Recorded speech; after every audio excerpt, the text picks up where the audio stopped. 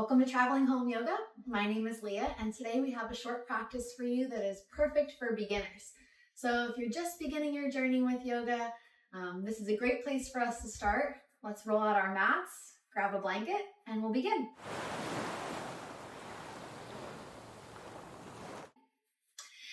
Today I'd like us to find a nice comfortable seat to begin our practice in. For me, yoga is all about finding a sense of ease and grounding and connection to your body. We do that through meditation in the beginning of the practice. Whether you start lying on your back, seated, or any other position, it's really great for us to begin in a sense of stillness and giving yourself an opportunity to kind of shut out the external world around you and come back into quiet and back into self. We spend so much time in our heads in a place of stress and worry, tripping over yesterday, planning for tomorrow.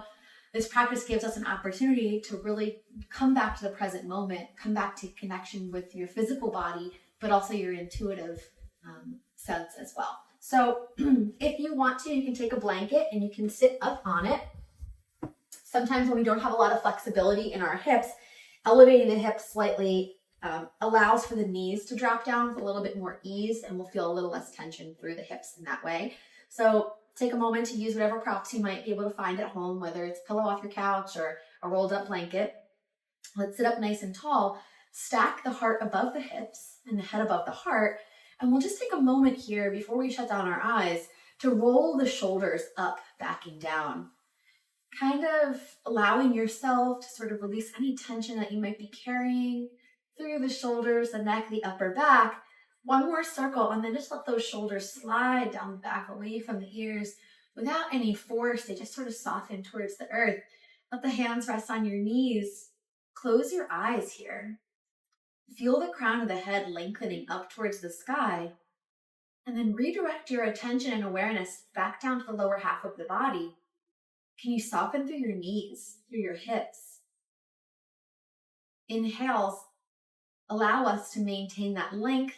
Focus from the tailbone. Bring your awareness all the way up to the top of the head.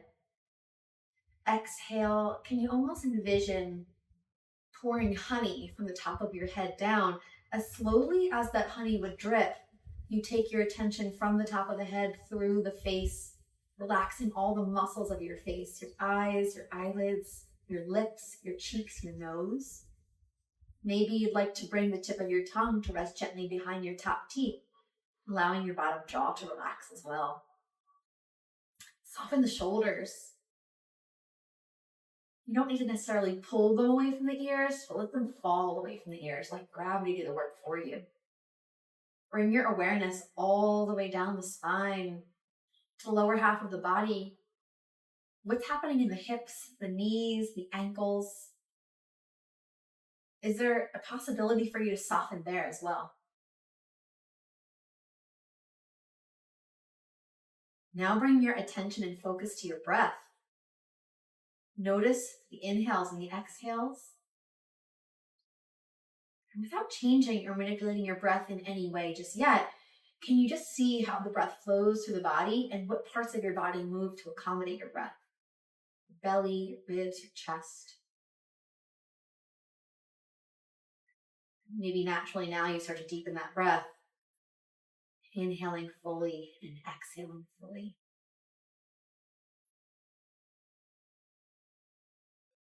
Maybe taking a moment to set an intention for yourself. One of the things that makes this practice so special compared to any other physical activity that we might do is that it's not just about the physical body, but it's about connecting mind, body, and spirit. And we do that through the focus of our breath and through the intention that we set. Take another breath here. We'll start to find some movement as you extend your arms all the way out to the side. Let's reach the arms up and overhead, bringing the palms to touch. You can softly open the eyes as you draw your hands down to heart center on your exhale.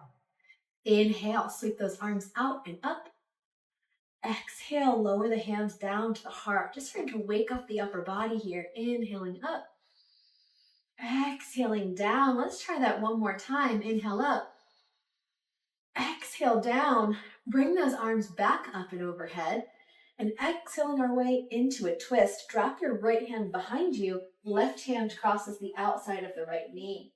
Just a gentle spinal twist to wake up the body here. Can you rotate from the belly? Can you rotate from the rib cage? Can you roll the right shoulder back? Can you take your gaze back beyond that right shoulder?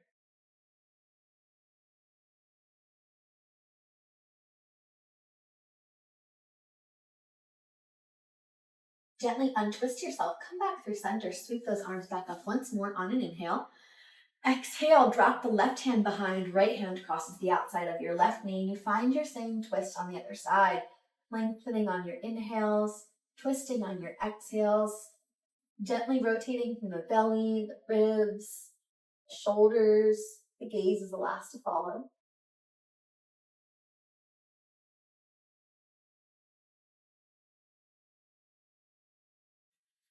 Untwist, come back through center, arms sweep all the way up. Exhale, interlace your fingers, take the hands back behind the head. Let the elbows fall back, let the head fall back into the hands. Lift the chest, lift the chin. Gaze up, inhale. Exhale, chin to the chest. Let the elbows drop forward. Inhale, lifting back up, elbows back.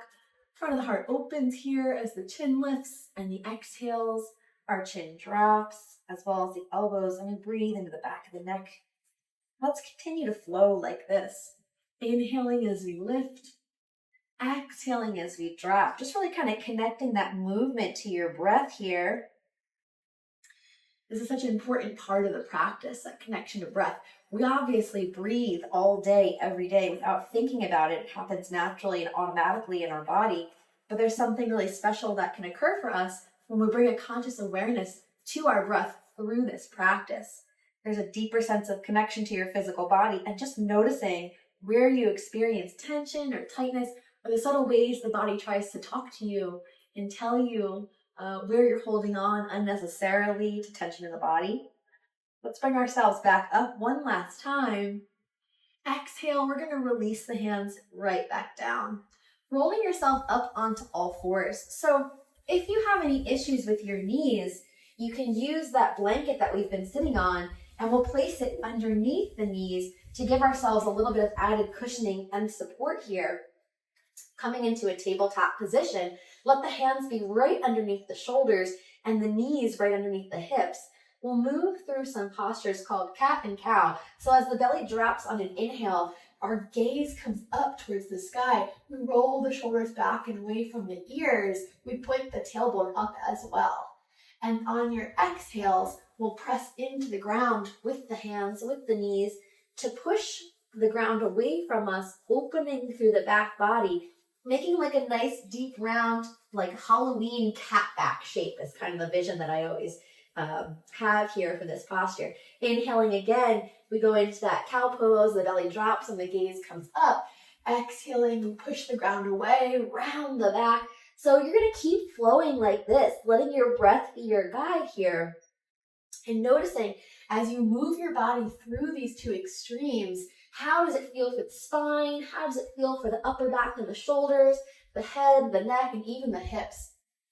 You know, our spine, of course, we want it to be strong. It holds us upright, right? But if we're too stuck and we're too rigid in that space, then we can notice a lot of tension in the muscles. Our muscles around our back are really strong. Obviously, like I said, they have to hold the body upright. But creating a sense of fluidity through the movement here, as we navigate through these two extreme postures through this practice, we create a greater sense of ease through the spine, a little bit more flexibility and mobility through the spine. And sometimes life can be that way, right? Like we have to navigate through varying extremes different times to kind of find our way back to stability, back to center. Nothing stays the same forever. And the thing about this practice is it teaches us how to navigate through challenges and difficulty with a sense of peace and calm within us. So the more we connect to ourselves, to our physical bodies, to our intuitive bodies, to our energy, easier we can kind of navigate through life with a greater sense of trust and peace. For me, that's what yoga is all about. Let's come back through center and back through a neutral spine here.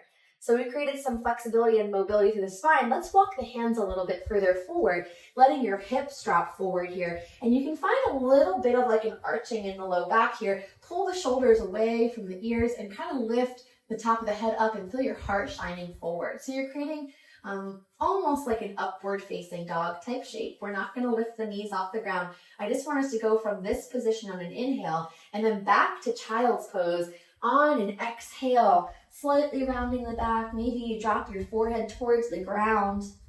And then inhale as we come back up, rolling the shoulders back, letting our hips drop forward, lifting the chest.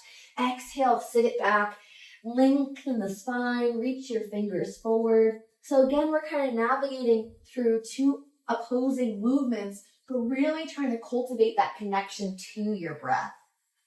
Let's do 2 more of these. Inhales take us up, roll the shoulders back and the heart shines. Exhale back, sit all the way to the heels. Let's try that one last time. Inhale forward. And exhale back. Let's stay in child's pose for a moment. As much as this can be a resting posture, this can also feel really challenging if we feel like it's tight for us in the hips or in the knees. So let's sway a little side to side. Kind of rocking the torso and shifting your weight into one knee and then the other. Maybe you'd like to even widen the knees to the width of your mat and walk your big toes closer in towards one another, creating a little bit more space for the belly to drop down, a little bit more space for us to move the torso. And kind of just like rock into the hips here for a moment. And continuing to breathe, remembering that sometimes it's our natural inclination to like tense up the body or hold the breath when things become challenging. Reminding yourself always through this practice to let your breath flow. Let's walk our hands over to the right. We're going to come off the mat and onto the ground next to us here. As we root down through that left palm particularly, let's draw the left hip deeper back towards the left heel. So you get that nice big stretch through that whole left side body here. You're going to feel it from the hip all the way to the shoulder, from the shoulder all the way to the fingertips. Allow yourself to breathe into that space. Can you be the observer of the sensations that you're experiencing here? Does it feel uncomfortable or intense in that left side body? As you continue to allow yourself to breathe deeply and slowly, do you alleviate some of that discomfort? Notice that. Let's walk our hands back through center and we're going to take it over to the other side, finding the same shape on the other side. Walk your hands all the way off the mat, ground down to that right palm, pull that right sit bone deeper back towards your heel, lengthen through the right side body.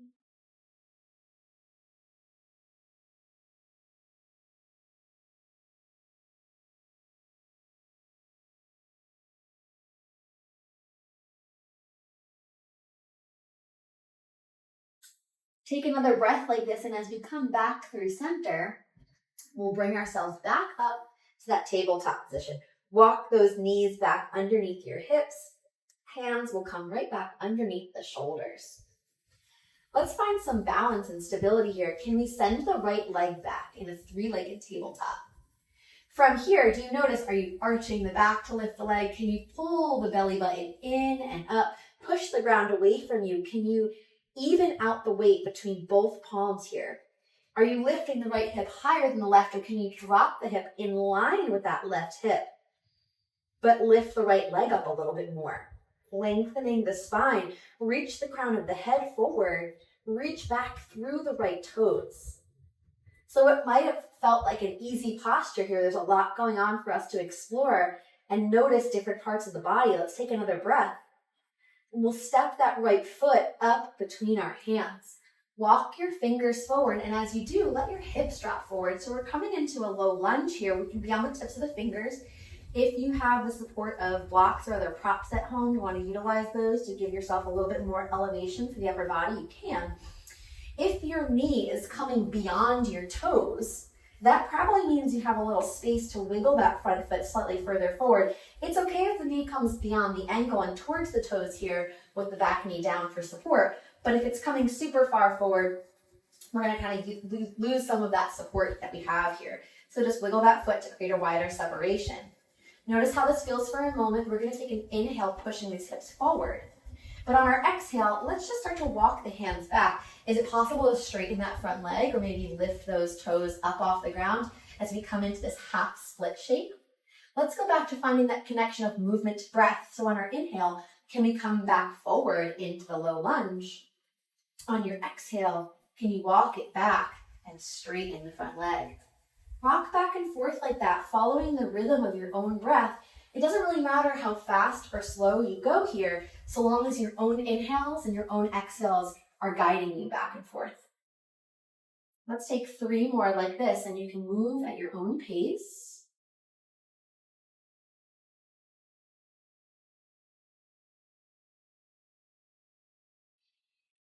And the next time that you come forward into that low lunge, let's stay here together. We'll ground down through all the points of that front foot and that left knee, which can stay on the blanket for that support, and rise up. Let's take our hands just to the top of the right thigh here for a moment. So we're sort of exploring this low lunge. We can create a lot more stability to the lower half of the body here. And what I'd like for you to do is press into the foot so that you can get that leg so that it's at a 90-degree angle. Okay, so just explore that for a moment. Now, sometimes when we come into this posture, if we let the hips drop too far forward, then we have to kind of like arch the lower back just to get the arms to be lifted. And I want to avoid that here for us. So if you could envision what it would feel like to zip up like a really tight pair of jeans, you hug that lower belly in and engage the core. Maybe it pulls you out of that lunge a little bit, but you find a little bit more stability. I also like to think of the action of a scissor closing. So if you could draw the right hip back and the left hip forward, almost trying to keep them in line, even though the hips are slightly moving forward, that also engages the legs a little bit too. What started as a modified position, a modified lunge here, actually becomes a little bit more engaged to the lower half of the body. You can really feel it through the legs. And then once you have that stabilized place, we can lift the arms up, reaching the fingers high up towards the sky, roll the shoulders back, lift the crown of the head up, and then once more, let's find our breath. Big inhales, big exhales, low lunge or Anjaneyasana that we're in here. Let's take another breath like this. Beautiful. Lower the hands back down to the ground, step the right foot back, and come back into tabletop position once more. We're setting ourselves up to do the other side. So let's send that left leg back, finding that sense of stability. First, you can point the toes, hug that belly in and up, lengthen the spine, keep the left hip in line with the right, reach the crown of the head forward, reach back through your toes. Breathe here. Weights evenly distributed through the palms. Awesome. Let's step that left foot forward. Find that low lunge. So if the foot doesn't land where you need it to on the first try, that's okay. Wiggle that foot a little further forward. Let the hips drop forward. Walk your fingers forward. Remembering that we're not letting that knee come beyond the toes. Inhale here in the lunge. Exhaling back. Straighten the front leg. Maybe lift those toes up off the ground. Coming back into the lunge on your inhale and back on the exhale. Let's do 3 more of those at your own pace. Breath guiding you.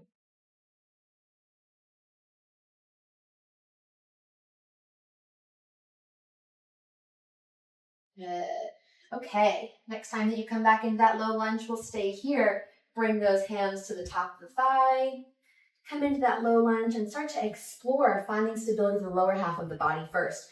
So again, remembering the hips dropping so far forward that we're arching the back, or can you zip it up, pull that left hip back, square that right hip forward, anchor down through the legs, ground down through all the points of that left foot, that right knee and right shin. You might even want to tuck the back toes under. If that feels like that gives you more stability, that's okay. Once we feel strong and rooted for the lower half of the body, the arms can sweep up alongside the ears here, and then let the shoulders just soften as the fingertips reach up. Breathe. Breath in and breath out. There's still a bit of effort here at the legs. You might feel the legs shaking here as you build that sense of strength and stay connected to your breath. One more breath. Lower your hands down to frame your front foot, and this time, we're going to tuck the back toes under, lift the back knee up off the ground, and step your back foot forward to meet your front foot. As you come to the top of your mat, separate your feet to just about hip-width distance apart. And then you can take a nice bend in your knees, let your belly sort of rest over the top of your thighs, and we'll grab opposite elbows, coming into a nice forward fold here.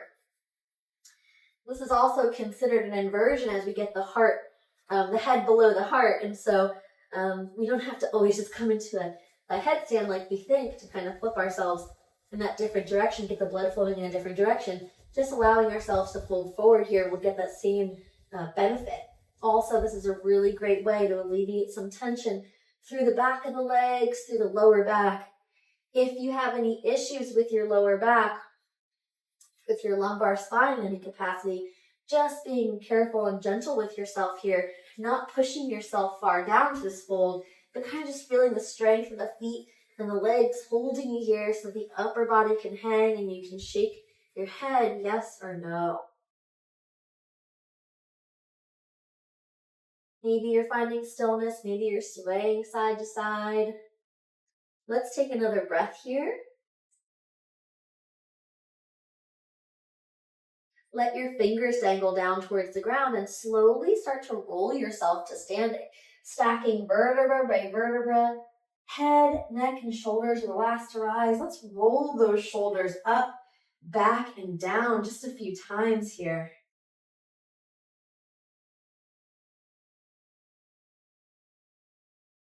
Sweep the arms all the way up and overhead. Bring the palms to touch and exhale your hands into prayer at your heart. Close the eyes here and let's take 3 big full deep breaths. Inhaling completely, exhaling completely. Finding that sense of centering, grounding, and presence once more.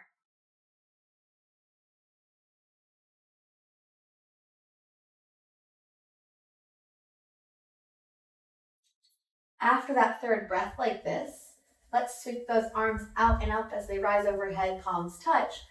Exhale, let the hands come down to the heart as you bow forward. Can you swan dive? Can you let the heart kind of guide you as you fold back down? We're going to lift our bodies up halfway. Can your back be flat and your gaze forward? So if you can't do that while keeping the fingers on the ground, that's okay. Hands can come up to the shins. Maybe we'd even like to bring our hands all the way up to the top of our thighs, letting the elbows come close to the side of the rib cage, lengthening the spine and reaching the crown of the head forward. Can you get your back nice and flat here? And you might even want to find a little bend in the knees to help facilitate that. Push into the tops of the thighs, lengthen the crown of the head forward, and press the tailbone back. This is a great halfway lift here. We'll inhale into space. Exhale, let's release it back down to that fold and just let it go. We're going to bring ourselves back up again on an inhale. And on an exhale, can we bend our knees and place our hands to the ground? Let's drop right back into tabletop. So we're coming back onto the knees, gently finding your way there, separating your knees a little bit wider than hip width distance. Let's bring the toes together, sit back towards the heels, walk the hands out, child's pose once more.